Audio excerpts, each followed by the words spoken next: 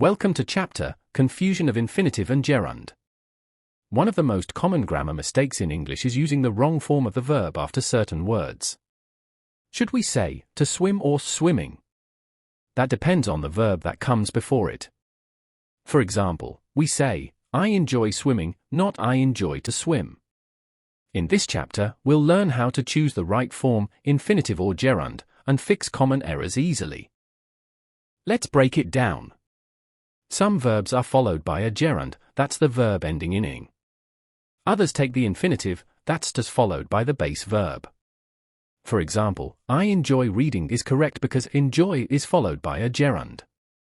On the other hand, we say she hopes to win because hope is followed by an infinitive.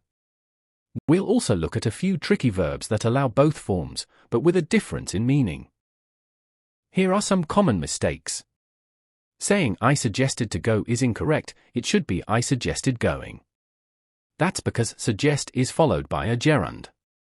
But with decided, it's the opposite, he decided to go is correct. And finally, promised is followed by an infinitive, so they promised to help us is the right form. Learning which verbs take which form is key to avoiding these errors. Here's a simple tip to remember. Use gerunds after verbs like enjoy, avoid, suggest, and finish. For example, she avoided talking. Use infinitives after verbs like want, hope, promise, and decide. For example, they decided to leave. Memorizing these patterns will help you make the right choice in your writing and speaking. Some verbs allow both gerunds and infinitives, but with a change in meaning. Take remember. If I say, I remember to lock the door, it means I didn't forget to do it. But I remember locking the door means I have a memory of doing it. With his stop, he stopped to drink means he paused in order to drink. But he stopped drinking the means he quit the habit. So be careful, the meaning can change completely. Let's try a quick quiz. Choose the correct form in each sentence. Number 1, he admitted cheating. Yes. Admit is followed by a gerund. Number 2, we want to go. Want takes an infinitive. Number 3, she enjoys singing.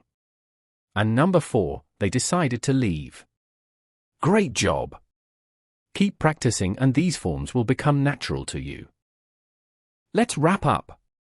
To avoid confusion, it's important to know which verbs are followed by gerunds, which take infinitives, and which work with both, but change the meaning.